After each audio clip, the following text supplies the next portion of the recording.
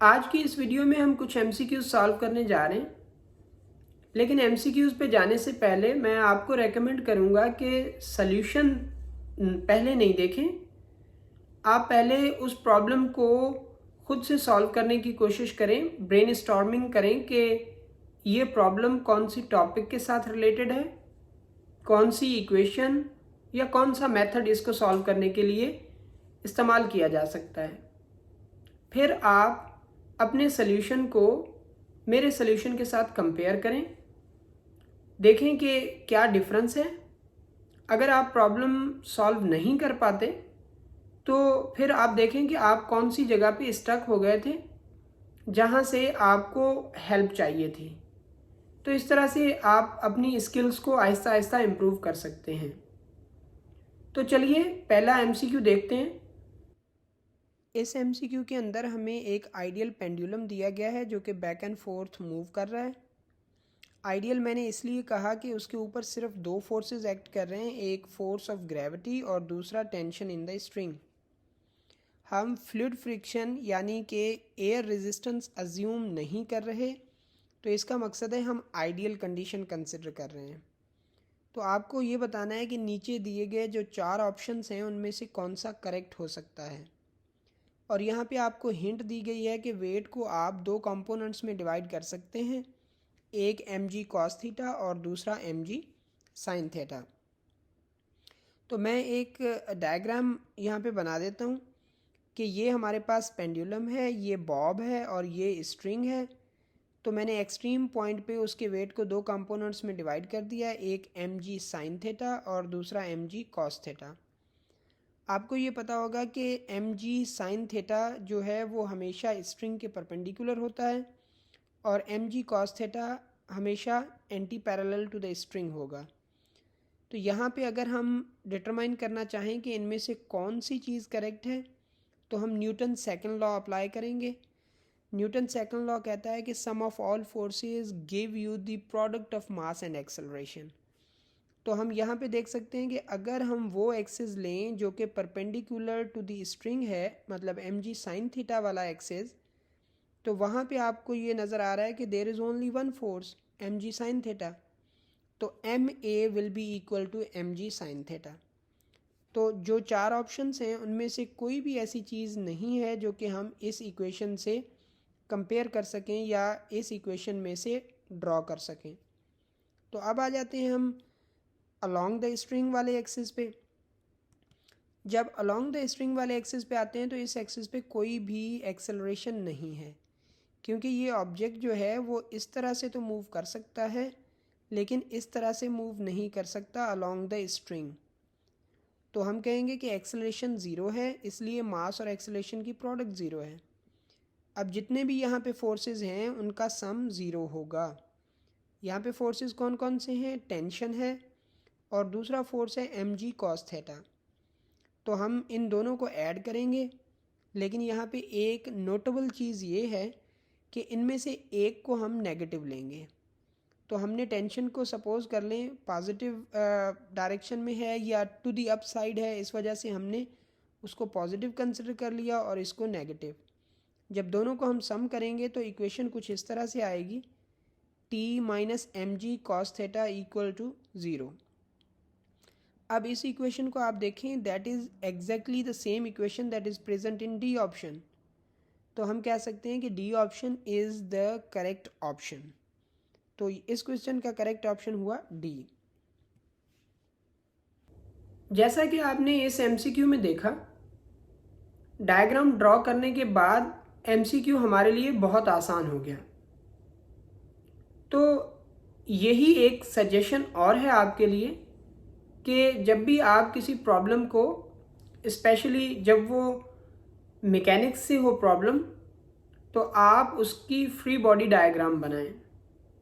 Free body diagram का हरगिज़ ये मकसद नहीं कि आप एक खूबसूरत पेंटिंग बनाना शुरू कर दें, लेकिन एटलीस्ट ऐसी फिगर 5 से 10 सेकंड में आप ड्रॉ कर लें जिसमें सारी इन्फॉर्मेशन आप इंक्लूड कर दें जो कि प्रॉब्लम में दी गई है, और वो चीज़ आप नोट डाउन कर लें कि क्या चीज़ उसमें से पूछी गई है। तो उसकी बेसिस पे आप इक्वेशंस बनाएंगे और देन जो है आप प्रॉब्लम को आसानी से सॉल्व कर पाएंगे। तो इसी तरह का एक और प्रॉब्लम जो कि इक्विलिब्रियम से वाबस्ता है वो देख लेते हैं। इस एमसीक्यू को पढ़ने के बाद स्टूडेंट्स अक्सर समझते हैं कि इसमें इंफॉर्मेशन कम दी गई है, इनसफिशेंट इंफॉर्मेशन है जिसकी बेसिस पे हम फाइनल आंसर तक पहुंच सकें। लेकिन जब आप केयरफुली इसको रीड करेंगे तो there is complete information to solve this problem. तो प्रॉब्लम है क्या?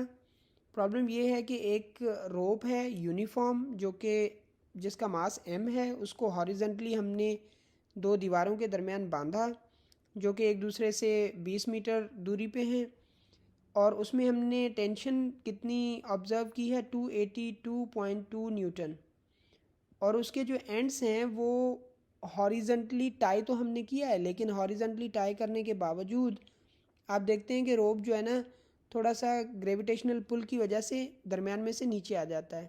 तो उस वजह से उसके जो एंड्स हैं वो 80 डिग्री एंगल बना रहे हैं विद द वॉल्स। तो आपको ये बताना है कि मास क्या है, एम की वैल्यू क्या है। ये बहुत इम्पॉर्टेंट और बेहतरीन किस्म का एक एमसीक्यू है। आप इसको कम्प्लीटली देखेंगे तो होपफुली आप जो है इसको ईज़िली सॉल्व कर पाएंगे अपनी बेसिस के ऊपर भी। तो स्टार्ट करते हैं। हम पहले ड्रॉ करते हैं कि suppose these are the two walls, और इनमें जो सेपरेशन है वो 20 मीटर है। मैं एक आइडियल रोप पहले ड्रॉ कर देता हूँ कि ये आइडियल रोप है जो कि बिल्कुल भी नीचे नहीं आ रहा। आइडियल का मकसद ये होगा कि मासलेस, लेकिन यहाँ पे हमें बताया गया कि नहीं, उसका मास है, कैपिटल एम मास है। और एक हिंट आपको दी गई है कि यूनिफॉर्म थिकनेस है। इस हिंट पे आप जो है थोड़ा फोकस कीजिए, हम इस पे आ रहे हैं। तो जब ये यहाँ पे इस तरह से हम बांधते हैं रोप को, तो रोप बांधने की वजह से वो इस तरह से एक्चुअली इस तरह से आ जाएगा। जब इस तरह से हो जाएगा तो ये नीचे यहाँ से पुल हो रहा है। ये यहीं से नीचे क्यों पुल हो रहा है? वही पॉइंट है कि जहाँ पे मास एक्ट कर रहा होगा वहीं से उसको ग्रेविटेशनल पुल भी खींच रही होगी, मतलब वेट वहीं पे एक्ट करता है, जिसको हम कहते हैं सेंटर ऑफ मास और सेंटर ऑफ ग्रेविटी। तो सेंटर ऑफ मास यहाँ पे क्यों है, यहाँ पे क्यों नहीं हो सकता? This is the point that give you this information कि जब भी यूनिफॉर्म मास डिस्ट्रीब्यूशन होती है उस कंडीशन में जो सेंटर ऑफ मास होता है वो मिड पॉइंट पे होता है। तो इस वजह से ये मिड पॉइंट से जो है ना नीचे झुका हुआ है, क्योंकि यहाँ पे सेंटर ऑफ मास है और यहीं पे सेंटर ऑफ ग्रेविटी है। तो ये वो पॉइंट है। यहाँ पे ये एंगल बताई गई है कि 80 डिग्री एंगल है। तो अब यहाँ पे वेट एक्ट कर रहा है, तो वो वेट मैं ड्रॉ कर देता हूँ कि दिस इज़ द वेट। और जो रस्सी है वो किस तरफ खींच रही है? एक तरफ से इधर खींच रही है, दूसरी तरफ से इधर। मैं यहाँ पे वेक्टर्स ड्रॉ कर देता हूँ। ये एक वेक्टर है, ये दूसरा वेक्टर है। These are the tensions. आपने ये पढ़ा है कि tension is same everywhere in the string but its direction depends on the point of application. तो इन दोनों के मैग्नीट्यूड सेम होंगे और दोनों तरफ से 80 डिग्री बन रही है, तो इसका मकसद है एंगल भी सेम है। तो यहाँ पे अब मैं इसको सॉल्व करने के लिए ये करूँगा कि हमें ये पता है कि ये टेंशन दोनों और ये वेट इन तीनों का सम ज़ीरो होगा क्योंकि इक्विलिब्रियम में है। तो यहाँ पे इसको हम रिजॉल्व कर लेते हैं एक वेक्टर को कि इसके ये दो कंपोनेंट हो गए। तो अब इसी तरह से इसके भी दो कंपोनेंट होंगे। तो एक कंपोनेंट अप है, दूसरा कंपोनेंट इसका राइट है। इसी तरह से इसका लेफ़्ट होगा, एक अप होगा। तो हमें चाहिए सिर्फ अप वाले कंपोनेंट। तो दोनों अप वाले कंपोनेंट कहलाएंगे टी वाई। ये भी टी वाई, ये भी टी वाई, जो कि दोनों मिल के वेट के इक्वल हो जाएंगे। तो हमने यहाँ पे वो इक्वेशन लिख दी है कि T y plus T y equal to W. अब हम इस तरह से भी लिख सकते हैं 2ty इक्वल टू डब्ल्यू, या हम इसको इस तरह से कहें कि अब हमें ये पता लगाना है कि ये ty के साथ साइन आएगा या कॉस आएगा। ये चीज़ हम डिटरमाइन करने के लिए, या w को अभी हम लिख देते हैं mg। ये चीज़ हम पता करने के लिए यहाँ पे एंगल पहले देखते हैं कि कौन सी एंगल हमारे पास है या किस तरह का ट्राइंगल बन रहा है। तो ये लाइन मैंने एक ड्रॉ की, दूसरी लाइन मैंने यहाँ पे ड्रॉ कर दी। अब आपको सप्लीमेंट्री और कॉम्प्लीमेंट्री एंगल्स का पता होगा उनकी बेसिस पे। अगर ये एंगल 80 डिग्री है तो डेफिनेटली ये एंगल जहाँ पे आपको पॉइंटर नज़र आ रहा है ये एंगल भी 80 डिग्री होगी। 100% ये दोनों एंगल्स इक्वल होती हैं। तो जब ये 80 है तो यहाँ पे एंगल होगी 10। तो आप ये समझ लें कि यहाँ पे भी जो एक्स एक्सिस के साथ ये टेंशन वेक्टर एक्स एक्सिस के साथ एंगल बना रहा होगा वो 10 डिग्री होगी। ठीक है जी, ये यहाँ पे 10 डिग्री है तो यहाँ पे भी 10 डिग्री एग्जैक्टली होगी। और अब ये देख लें कि जितनी एंगल यहाँ पे होगी 10 डिग्री एग्जैक्टली ये साइड मिरर इमेज है तो यहाँ पे भी 10 डिग्री होगी। तो यहाँ पे मेन एंगल जहाँ पे कर्सर मौजूद है ये मेन एंगल है। मेन एंगल के सामने जो चीज़ है इसे परपेंडिकुलर कहते हैं। और परपेंडिकुलर को डिटरमाइन करने के लिए आप साइन थीटा इस्तेमाल करते हैं। तो हम इस इक्वेशन को इस तरह लिख सकते हैं कि 2t sine theta over g equal to m। अब जस्ट हमें वैल्यूज़ जो हैं सब्सटीट्यूट करने हैं। वैल्यूज सब्सटीट्यूट करने के बाद हमें रिज़ल्ट मिल जाएगा कि t की वैल्यू 282.2 है, साइन 10 है। 10 इस वजह से दी कि हमने 80 वाली एंगल इस्तेमाल नहीं की, हमने ये वाली एंगल इस्तेमाल की है जो कि 10 है। यहाँ पे 10 एंगल बन रही है तो इट इज़ 10 डिग्री। और उसकी बेसिस पे जब हमने सॉल्व किया ये हमारे पास आंसर आ गया m equal to 10 kg। So 10 kg is the answer. Again इस प्रॉब्लम में आपने देखा कि अगर हम डायग्राम नहीं बनाते तो इस प्रॉब्लम का सल्यूशन हमारे लिए मुमकिन नहीं था।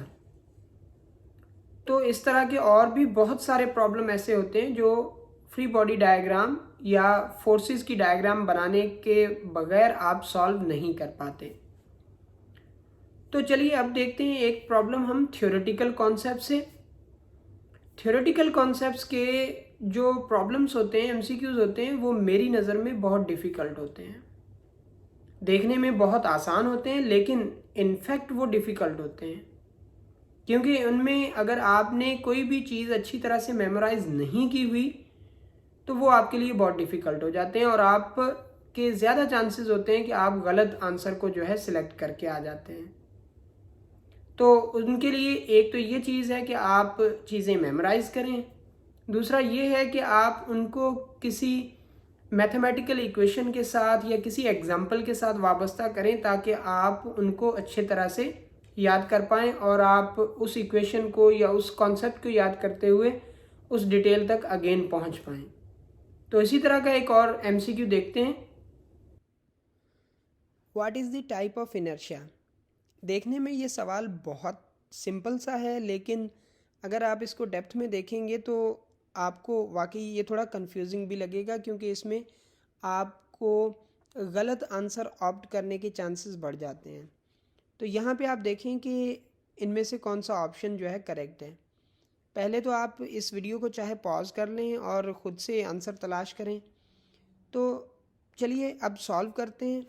तो मैं आपको एक एग्जांपल देता हूँ कि अगर इस तरह से हमारे पास कोई कंडीशन है जिसमें एक कॉइन है उस जो कि पेपर पे रखा हुआ है, हम एक सडन जो है फोर्स के थ्रू पेपर को जो है निकाल देते हैं बाहर तो वो जो कॉइन है वहीं पे रह जाता है। It means that there is inertia और वो कॉइन रेस्ट में रहना चाहता है। इसका मकसद है कि इनर्शिया रेस्ट से रिलेटेड है तो इसका मकसद है इनर्शिया ऑफ रेस्ट।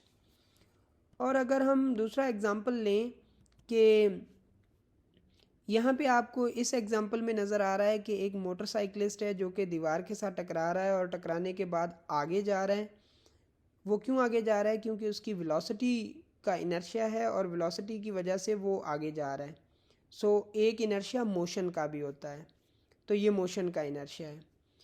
और तीसरा आप देखें कि वो जब यहाँ पे टकरा रहा है तो टकराने के बाद वो सीधा आगे जा रहा है, वो पीछे नहीं जा रहा या वो लेफ़्ट पे नहीं आ रहा, वो राइट पे नहीं जा रहा, वो सीधा जिस डायरेक्शन में उसकी वेलोसिटी थी उसी डायरेक्शन में जा रहा है। क्यों? Due to inertia. तो इनर्शिया डायरेक्शन का भी होता है तो इसका मकसद है inertia of all of these things. तो करेक्ट ऑप्शन होगा इनर्शिया ऑफ ऑल। तो इसमें आपने देखा कि ऑप्शंस ऐसे थे कि हम कंफ्यूज हो सकते थे कि इनमें से कौन सा ऑप्शन करेक्ट हो सकता है, एक हो सकता है या मल्टीपल।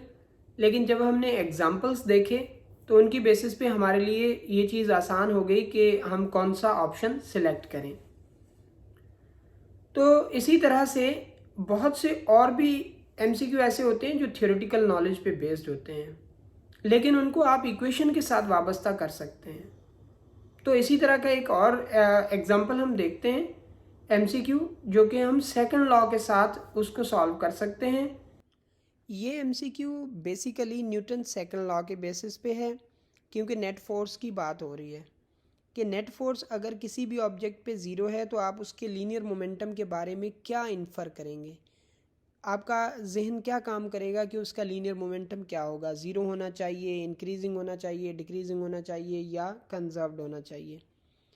तो आप नेट फोर्स की बात हो रही है तो सेकंड लॉ की बेसिस पे ही इसका सल्यूशन ले सकते हैं।